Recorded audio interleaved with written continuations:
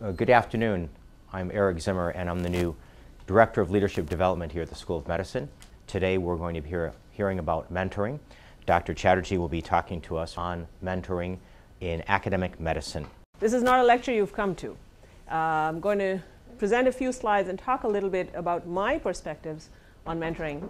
But then what Father and I want to do is open it up to the group here to talk about what you all think is important for us to be setting up a mentoring program here at Creighton. This is a picture that some of you have probably seen before. This doesn't work very well, but it's this top left-hand corner. So this is actually the original mentor, okay? And the young man there is Telemachus. The story comes from the Odyssey. It's from Homer's Odyssey, where it's actually Odysseus, before he sets off on his journey, leaves his young son in the care of the goddess Athena, who takes the form of a man, and that is mentor. So if you're wondering where this word mentor came from, that's where it came from. You'll see a much nicer picture of Athena here in a minute. You can talk about why Athena felt it was important to be a man, to be able to take care of this young man and sort of guide him while his father was missing. So mentoring has been defined in different ways by different people. But I like this definition from Dr. Beverly Kay, and it's from this book. It says, behind every successful person, there is one elementary truth. Somewhere, somehow, someone cared about their growth and development. This person was their mentor. I'm sure all of you in your lives have had at least one person like this. And what we're hoping is that you will continue to have mentors and that you will become, if you already are not, continue to serve as mentors. So what I'm going to talk about briefly, I'm going to discuss what's a mentor. I was hoping we would have more potential mentees in the room, but maybe they're there in the room and I'm not recognizing them. But the question, do I need a mentor, I think is pretty easily answered. Everybody needs a mentor, in my opinion. I think the more relevant thing is how to choose the right mentor. And we'll talk about some guidelines for a successful mentor-mentee relationship. And then for those who are already mentors or would like to be mentors, a little bit about what your role as a mentor might be. So the first question is a challenge. So this is a definition that has been used by a number of people, that it is a collaborative, mutually beneficial partnership between the mentor, who is expected to possess greater skills, knowledge, and experience, and the mentee or protege, who is looking to increase their skills, knowledge, and experience. It's pretty simple. Go ahead. So the important thing I want to mention about mentoring is that it is a partnership. Traditionally, what we've been used to thinking about is a hierarchical system, where you have somebody who's a senior person, however you define senior, not necessarily in age, who then mentors somebody that has in a lower position in some way. The important thing I think that has emerged in recent years is this is a partnership. This is a relationship. It's not an employee and supervisor type relationship. There may be, usually there is, an inequality in skills, knowledge, and experience, but the partnership itself is equal. And both parties that participate in this partnership have to understand that and take responsibility for its success.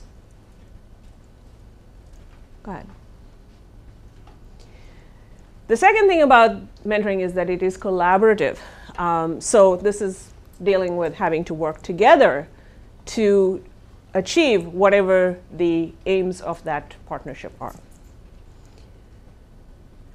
And then this is the part that is often missed by people, that it is meant to be a mutually beneficial relationship. Obviously, the mentee probably will benefit. That comes pretty easily. But there are advantages to the mentor, because often the mentee has skills, knowledge, and experience that may be of benefit to the mentor as well. So it is a two-way relationship. And this sort of just puts the mentee in the center with various people that may be helping them in various ways. Obviously, we all have, hopefully, family and friends. We have advisors, coaches, teachers. In an educational institution, of course, we have students, and we've defined students very broadly, any trainees that we're teaching.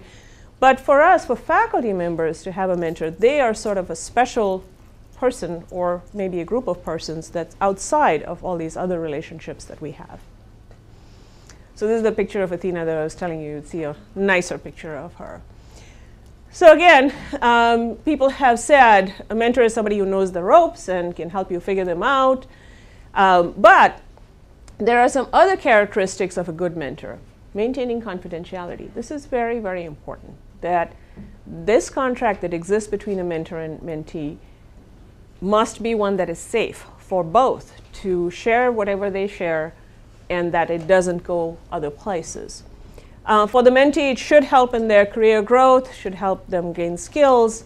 And this is the one that I have difficulty with sometimes mentoring people, is that you have to help, as the mentor, you have to help somebody based on their request. You don't drag people along, okay? What a mentor is not, they're not a counselor, they're not your boss, and they're not somebody who plans your career for you. So this is something that I think we all need to be cognizant of, that sometimes we expect our mentors to do everything for us, and that's not necessarily what they're supposed to be doing. Additional characteristics of a good mentor, to be approachable and welcoming. Some people have said they had tormentors, dementors. We don't want those kind of mentors. To be open and share their information and experiences. Have good communication skills. Be trustworthy. We talked about the issue of confidentiality and trust. Provide appropriate and accurate feedback. We all do this for our student mentees, but it's something we have to think about for our faculty mentees as well. Obviously, they would have some technical expertise or some knowledge which the mentee is seeking. That they are sort of the cheerleaders. They're motivating, encouraging, positive, empowering. Important thing, they have to have time. And this is something that when you're choosing a mentor, you have to make sure that they have the time to give you to do all these things and to be sensitive to the needs of the mentee. So as I was preparing this, I came across some cartoons, and you'll see a few of my cartoons in here. This is not obviously how we want to be mentoring. Okay, go ahead, Father. So then to the question, do you need a mentor? Hopefully it's a resounding yes. Widening your network is a good thing. Most of us, as I've mentioned before, probably have some sort of a mentor. Maybe a formal mentor, maybe an informal mentor. But I think what you have to think about as a mentee is this someone who's showing me how to get things done? It's somebody you turn to for advice. Occasionally, it's someone you'd like to be like. It's someone you want to emulate, either in your career path or in a specific skill. Go ahead. And here's a frustrated mentor who says, why don't we start with something easy like catching a cold? We don't want to catch colds. So how to choose the right mentor? Well, it depends what you want from them. And this is the thing that's changing in the field of mentoring. Used to be it was a one-on-one relationship. The model has now shifted to having sort of more of an interactive network type relationship where each mentee has more than one mentor and each mentor has more than one mentee. So it depends what you need from your mentor when you're a mentee. Do they have a skill you want to improve? Presentation skills, negotiation skills, whatever it is. And you know that they're good at those things. If you want somebody to make sure that your career is on track, and you find someone who has more experience than you and has a career path that you want to follow. God forbid you want to make a job change, you want to go somewhere else, okay? You then maybe need to change what you're doing, do something different from what you're doing. And that particular individual has those skills. That's where you want to go. So there's some repetition in this presentation, and it's there on purpose because people sometimes don't get it the first time that you say something, the mentor is not your boss. So one of the things that we've had at Creighton for the longest time is the expectation that our chairs will mentor the faculty in their departments. And I want to make very clear that we're not taking this away from them, okay? The chairs are still expected to mentor the faculty in their departments, but what we're looking for is to add to that, because some big departments, I mean, you have 50, 60 faculty members. The chair has no time to mentor each one of them in the way that they need, perhaps. So it's not necessarily your chair or your division chief that has to be your mentor. They are a mentor, but they're not necessarily the mentor that you go to.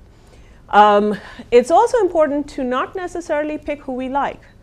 When I started my graduate work, my mentor said to me, I am not your mother and I'm not your friend. I am your mentor. It sounded really harsh to me at the time, but I realized as time went on what she meant, which is that her job was to make sure that I was successful in my graduate work, and that's what she would work with me on. But we sometimes try to have somebody who we relate to in some way. They're the same gender, or they're the same ethnicity or religion or whatever. That is not necessarily what you want to look for when you look for a mentor. We talked about the issue of time already, that the mentor must have time, and always choose, if you can, the best person that you can find. To have a successful experience, what all do you need to do? Well, I think first of all, as a mentee, you have to ask yourself, what do you expect out of this relationship? If it's, I want to get this paper written and I need somebody to help me with this, then that's your expectation. If it is, I want to be a, I don't know, cardiothoracic surgeon and that's what I need help with, then that's the kind of relationship that you need to have. So it needs to be a question every mentee and mentor ask themselves. It's also important to see what benefit the mentor has. When I started talking about this, people said, well, what's in it for the mentors? Okay, I'll talk about a little bit towards the end about what's in it for the mentors, but the mentee must also think, what's in it for the mentors? What specific areas do you need guidance? Deliverables, this is very important. When Father Zimmer and I started talking about this program, one of the things we worked on is what's our deliverable? And what our deliverable is, at the end of some period of time, we're really not sure, it's going to take us a few months, but we will actually have a mentoring manual that we're going to develop for Creighton. We've been using one from VCU for our faculty for some time now. The new faculty have received those, but we want to develop one for Creighton, so that's our deliverable to you. I mentioned a paper. It could be a presentation, could be anything that's a deliverable. And then the responsibility for initiating and maintaining contact. This is something that's very, very difficult to do. The initiation sometimes is relatively easier, and then keeping that energy and interest going, that's really hard sometimes. So again, what we're going to do from my office is to provide some support for that.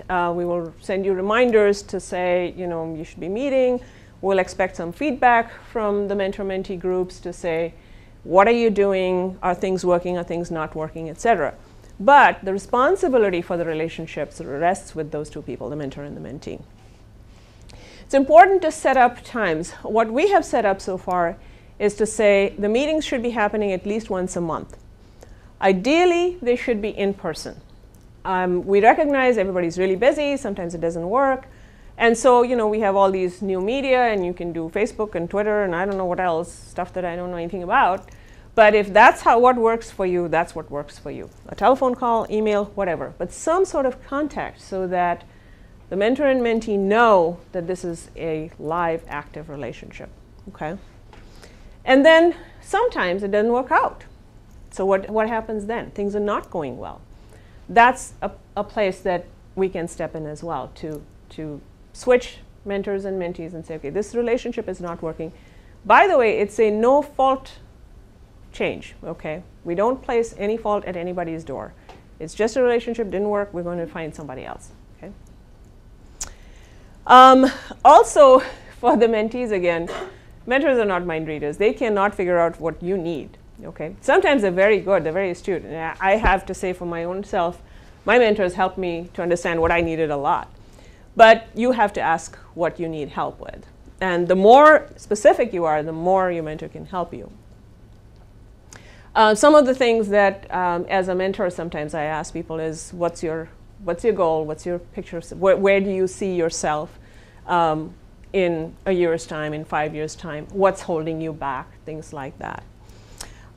It's important to document progress, to jot down things as they come along, how things are going. Okay. Can you move that forward, please? And there's another cartoon I found, little birds telling the bear, keep repeating to yourself, I'm a high flyer.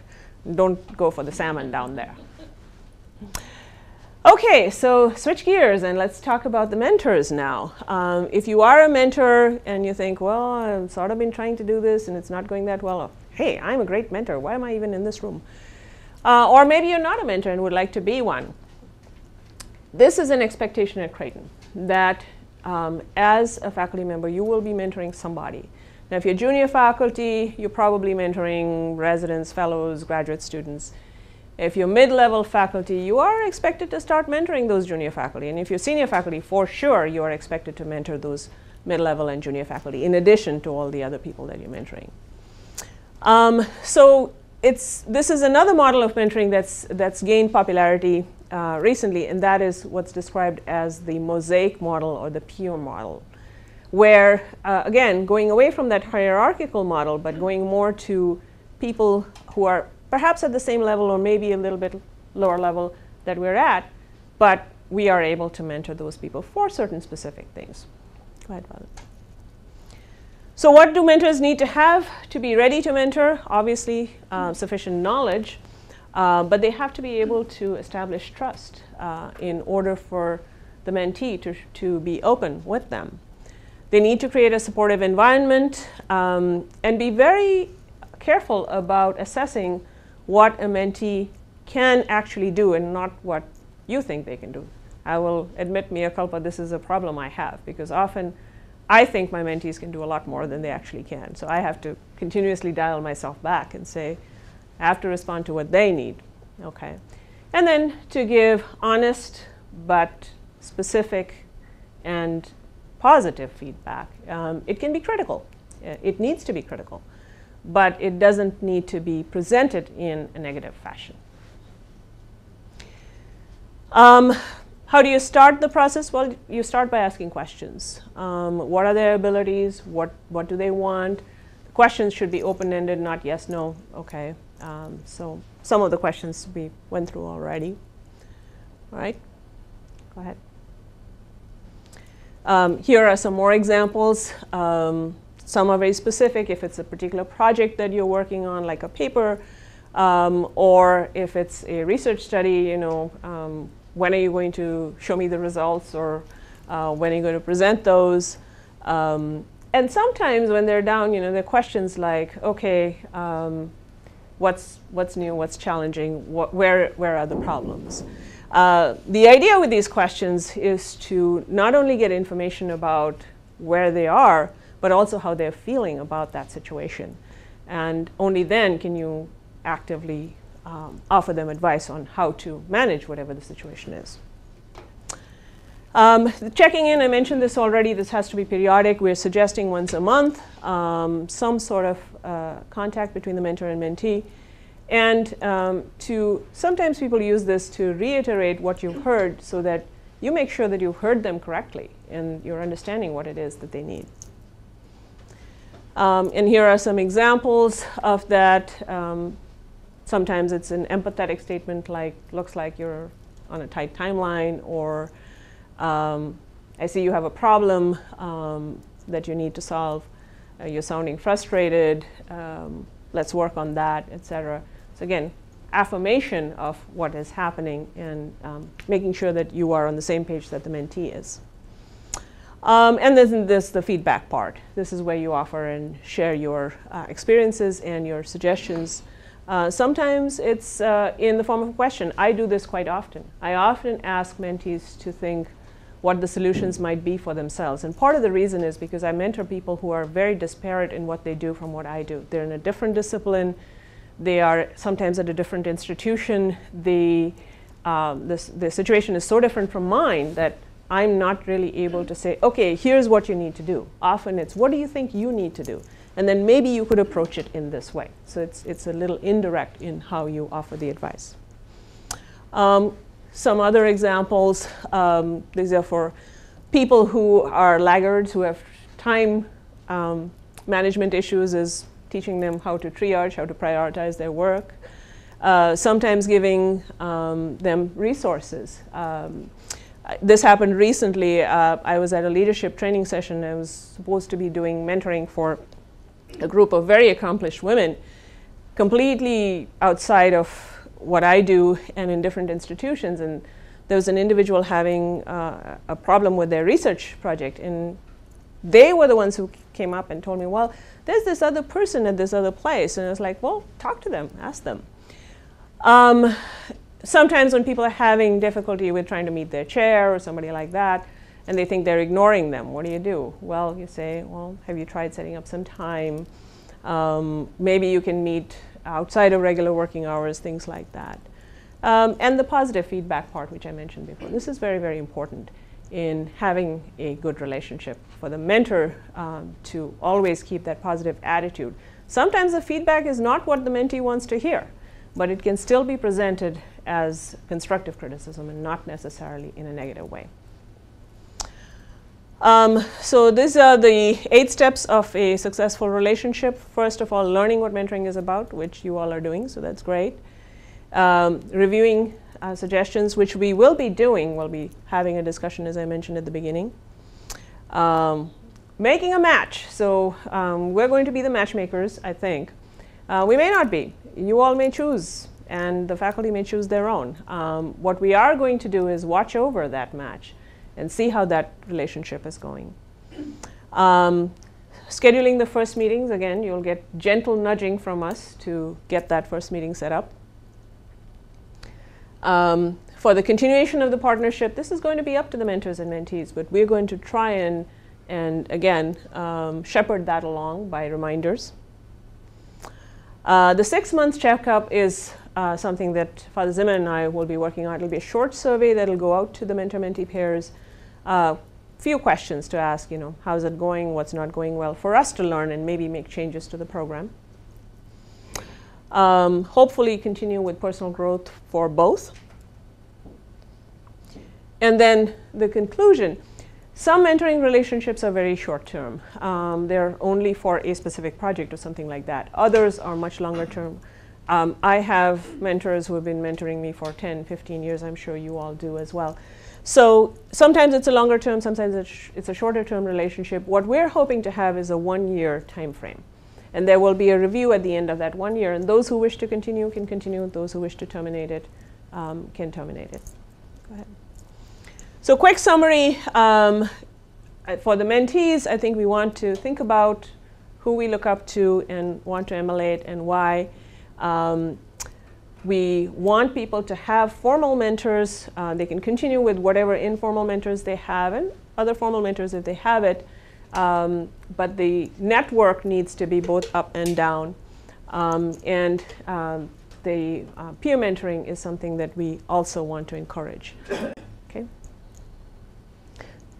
And what we hope is that we have an out-of-the-world mentoring program and that lots of people actually will sign up for it.